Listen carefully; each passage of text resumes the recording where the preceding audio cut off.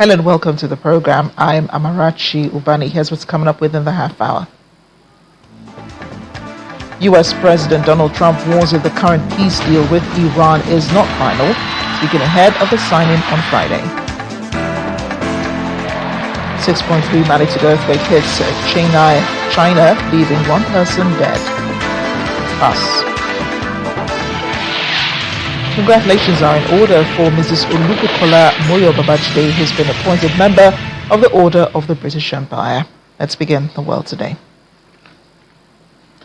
Well, let's begin at the G7, where U.S. President Donald Trump says a peace deal with Iran, expected to be signed on Friday, does not guarantee a lasting end to the conflict, and that military action could resume if Tehran fails to comply with the terms of understanding.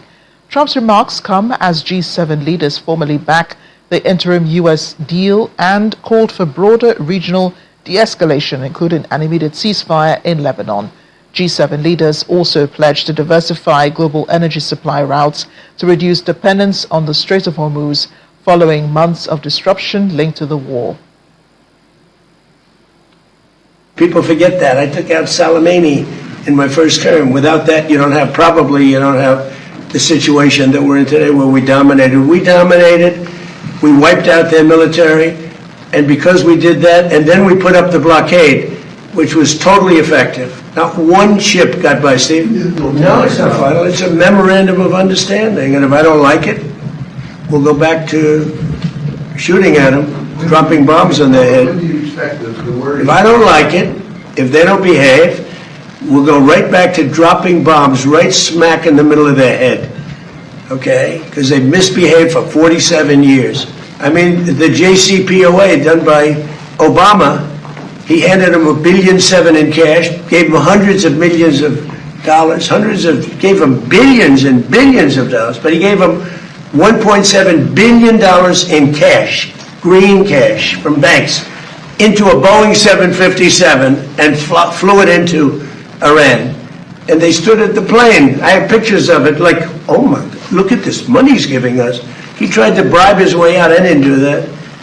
Nobody mentions that. $1.7 billion and hundreds of millions of dollars. They tried to bribe their way out of it.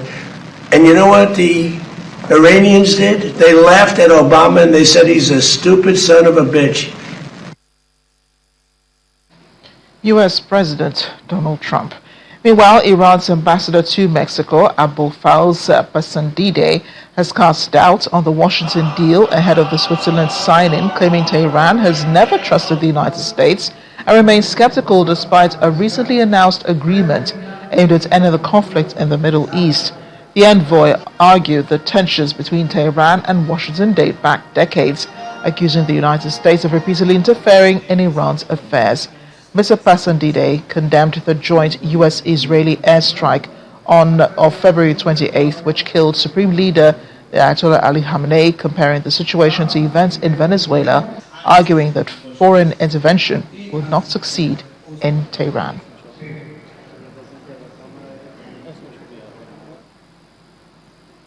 I want to bring in our Washington correspondent, Maria Bird, to speak some more on this. Maria, what are we supposed to glean from President Trump's comments? I mean, is there a deal? Will it be signed on Friday? And if it's a good deal, as he says, why is he raising doubts about the conditions? You know, you bring up some very key points here, is that as we can see, there was a pretty spirited conversation as we're at the G7 right now, as the president is at the G7 summit. And so, and obviously, Iran, U.S., Israel are at the top of the discussion points, especially noting that the deal is to be signed on Friday. Now, as you noted earlier, the deal is to be signed in Switzerland on Friday. When you really look at the 14 points that are being signed off on, it's really a framework to begin the 60-day discussion and negotiation for a final deal. And so that is, I think, where we potentially could see that it moves forward, because it's not the final deal. There's still a lot of areas for negotiation. And really what it's doing is it's opening up the Strait of Hormuz and it's moving the naval blockade that the U.S. has had in that area.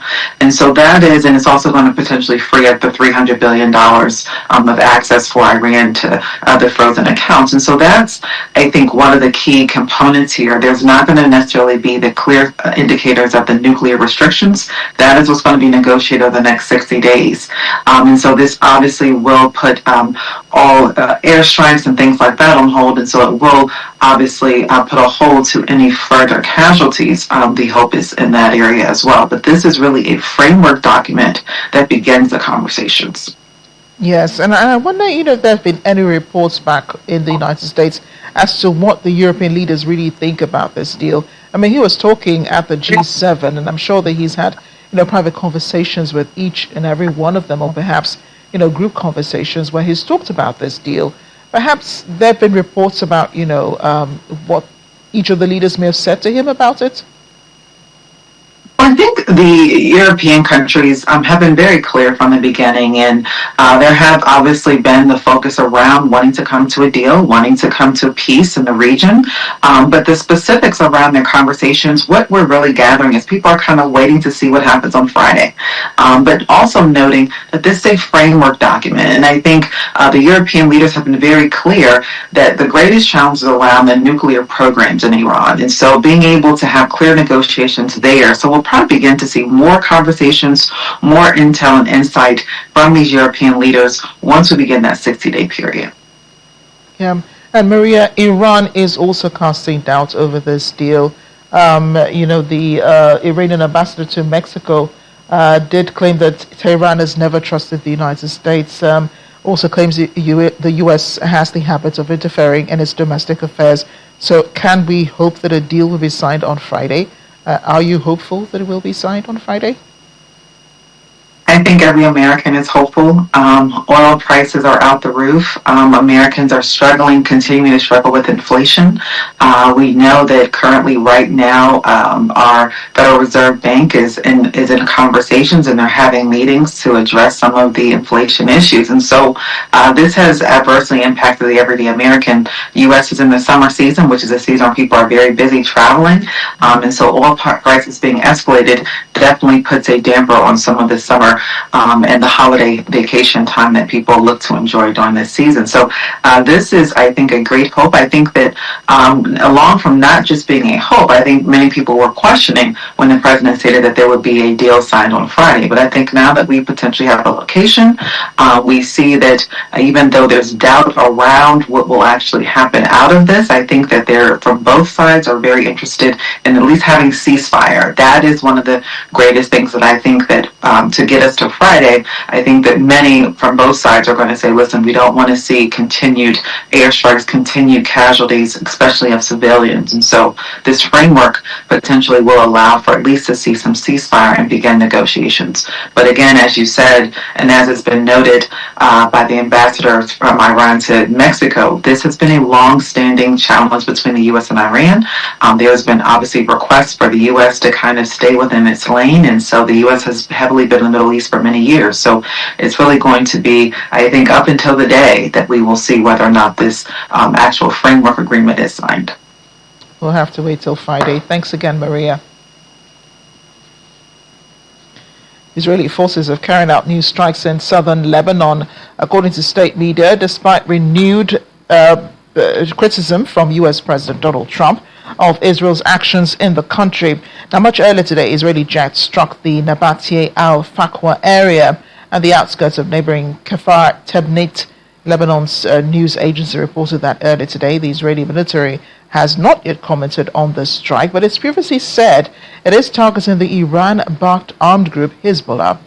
The text of a deal between the U.S. and Iran to end the war has still not been released, even though it is planned to be signed on Friday. Mediators Pakistan says it includes Lebanon in the deal.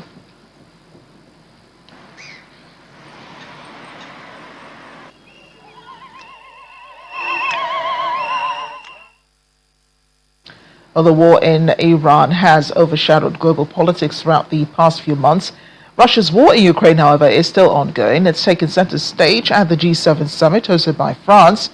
Here's Lars Halter with the Deutsche Welle. Joining me now from Berlin. Lars, great to see you. What is the current mood like at the meeting? Well, as is usually the case at these large summits, everyone is working very hard to put on their friendliest face. Everyone is very optimistic, very excited about moving the world into the right direction. But it is really hard to find anything backing up this kind of optimism. And now, what makes this summit really special is how Ukraine was technically top of the agenda, but how that was obviously derailed by US President Trump and is still somewhat mysterious peace deal with Iran. There are still no hard details. G7 leaders want to know more about the deal. They want to know more, especially about the future of the Strait of Hormuz. But Trump at the summit in the town of Evian by beautiful Lake Geneva, he didn't really let out anything other than his usual somewhat fuzzy description of great things happening and markets at record highs. So this already made for a somewhat awkward opening with lots of talk, but not much substance, all while it is impossible not to see how G7 leaders are looking to build new alliances. They invited Brazil, India, Kenya, and South Korea to Evian for talks. They're even calling the initiative Forging New Partnerships. And it's clear that during the presidency of Donald Trump in the US, the alliance has been weakened and that everyone is looking for new impulses and a new direction. Right. And there's so much talk about Iran going on at the G7. Will they still prioritize the war in Ukraine? They do. They are talking about Ukraine, and they actually will continue to do so today. But it all wasn't easy, as evidenced again by U.S. President Trump, who initially said that, and I quote, now that this is finished, we're going to be focusing on that, meaning switching from Iran to Ukraine. However, then later in the day, he did make it clear that Ukraine just isn't a priority for him at all, saying, we have nothing to do with it, we just sell them weapons. All he offered is to bring back sanctions on Russian oil so as to financially weaken the aggressor, and stricter sanctions on oil and gas are indeed on the list of things G7 leaders have agreed on. Furthermore, they have promised to support Ukraine in aerial defense, but especially after Trump's comments, it very much sounds like the financial burden remains on the other countries. And they've also pledged to continue to support Ukraine with supplies of diesel fuel, natural gas, gasoline, especially if the war would extend into yet another winter. Now, that's obviously a scenario that nobody wants. So the G7, including the US, also said they want to push Russia towards negotiating and signing a peace treaty with Ukraine. However, there is no timetable for that, and it's entirely unclear how this will actually play in Russia. So, Lars, I'm also hearing there's another debate that Ukraine is involved in. Could you tell us more about that? Indeed, the EU has officially restarted talks with Ukraine about that country officially joining the 27-nation bloc. Ukraine joining the EU has actually been applied for a while, but for the past 2 years, the initiative had been sidelined by Hungary. It's just now, after that country elected new leadership, that their blockade is off and talks are back on. Now, in this first real round of negotiations, they're talking about Ukraine's judicial system, the protection of fundamental values, and security. So this is a generally well-structured process, and candidate countries must demonstrate that their legal systems and their border controls meet EU standards. After that, the EU and Ukraine will discuss further reforms, for instance, in the area of anti-corruption measures.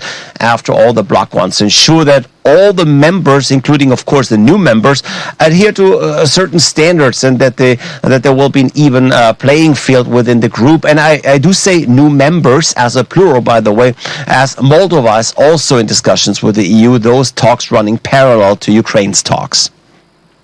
Well, Lars, thank you again for bringing us the explainer. We're off on a short break now on The World Today. Still ahead. Well, Argentinian footballer Lionel Messi seems to be a huge deal in the Philippines. So much so, there is a huge beach portrait of him there. We'll talk about it when we return. Stay with us. Welcome back. NATO Secretary General Mark Rutte has admitted the U.S. had adjusted its pledges, but insisted Washington remained committed to the alliance during a press briefing in Brussels earlier today. The past few months have seen repeated reports of U.S. troops withdrawal. Rutter was asked how quickly the adjustments could happen. He replied, "This is not about where forces are currently located. It's about who will do what if our defense plans were activated." You will likely have seen news of the US adjusting its contributions to the NATO force model. In some cases, this has been cast as a problem, as the US pulling away from its allies. But that is not the reality. The US has made clear that it is committed to NATO. That commitment comes with an expectation that allies will more fairly share the responsibility for our security here in Europe. They have made clear that the US nuclear deterrent is solid and that it is crucial that Europe and Canada on the conventional front, understanding that the US has obligations around the globe that it needs to account for. We have looked at the division of labor in the context of conventional forces, and we see that European allies and Canada are ready, willing and able to do more. Based on this, the United States has adjusted its pledges to the NATO force model. This is not primarily about where forces and assets are currently, but about who would do what if our defense plans were activated. Historically, this was overly reliant on the United States. Now, the US has adjusted its pledged contributions and other allies have stepped up to contribute more. And this is fair. This makes us stronger. And this is what NATO 3.0 is all about. A stronger Europe in a stronger NATO.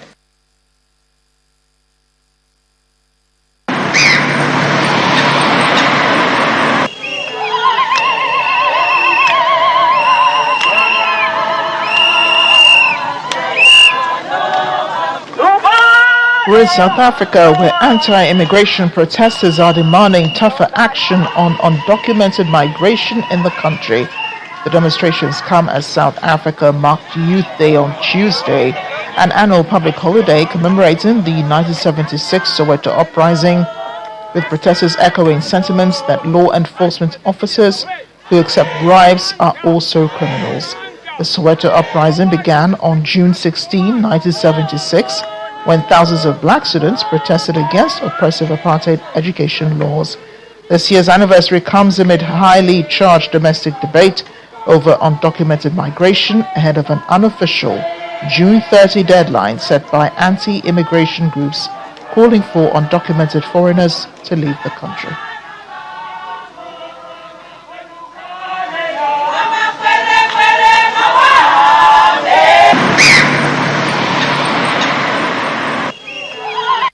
The real root of the cause is, we believe, is the corrupt officials, the government, all the people that's working in this dispensation that are actually allowing these foreigners to come in and take and sell birth certificates and IDs. They commit everything that is wrong. That is why now the youth stand up with the second phase of struggle. To these people must go home. There's no other way. Those who've got illegal papers, they witness with us in TV, Nigeria, Ghana, Zimbabwe, and etc. We always see the clips. So it's not about we chase them. Those who said that they are misinformed. We didn't chase them. We put clearly that the law must take its own place. The constitution must be respected. We are not xenophobic. But you know what? If people want to label us as xenophobic, so be it. But it's time we stand unapologetically. The youth of 76 stood unapologetically. And that is exactly what South Africans need to start doing. And start governing. Our constitution is clear. It says, let the people govern. The people that are here today, we are the people that needs to govern. And this is why we are supporting this march. The Nigerians in Diaspora Commission has extended its warm congratulations to Olubukola Babajide following her prestigious royal appointment as a member of the Order of the British Empire by His Majesty King Charles III in recognition of her outstanding services to technology, business and inclusion. Mrs. Olubukola, who is a distinguished Nigerian in the diaspora, an entrepreneur, technology leader and founder of Crystal Options Limited, was named recipient of the King's Birthday's honors list and awarded the MBE for her remarkable contributions to advancing technology, empowering businesses, and promoting inclusion within the United Kingdom and beyond.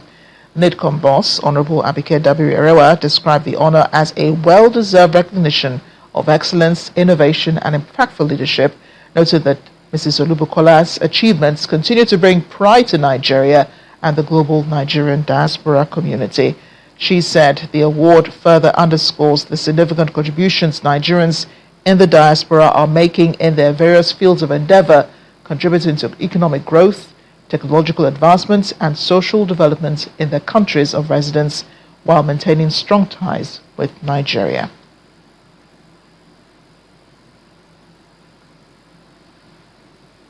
Well, one person has been killed and 4 others injured after 6.3 magnitude earthquake struck in Haiji, Mongolian and Tibetan Autonomous Prefecture in northwest China's Qinghai province. Authorities say the People's Armed Police Qinghai Corps Haiji detachment had activated its emergency response plan, dispatching rescue teams, communications personnel, vehicles, and disaster relief equipment to the affected area. The Da Chaidam Squadron, the unit closest to the epicenter, also mobilized personnel carrying search and rescue, medical, and emergency support equipment for those affected. Well, a 6.7 magnitude earthquake hit central Sulawesi in Indonesia, killing 1 person, leaving more than 800 homes damaged, with Sigi Regency suffering the heaviest impact. According to the Regional Disaster Management Agency, at least 841 houses have been damaged. The agency warns the figure could rise as assessment teams reach more remote villages and complete inspections. Central Sulawesi Governor Anwar Hafid confirmed 5 villages have been affected. Emergency needs have also been identified. Emergency teams are focusing on distribution aid and assessing damage, while authorities begin planning rehabilitation and reconstruction of affected buildings.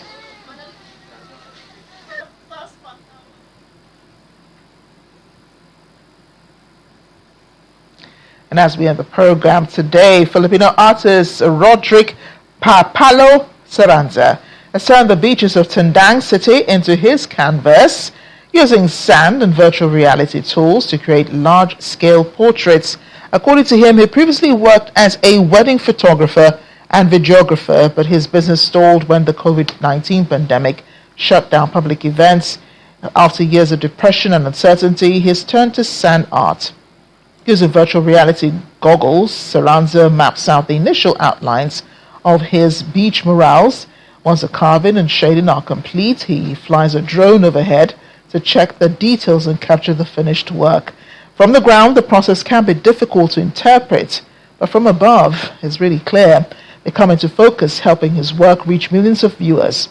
Each tide eventually washes the beach clean, but Saranza's videos have carried his work far beyond Tandang, turning a personal recovery project into a viral success.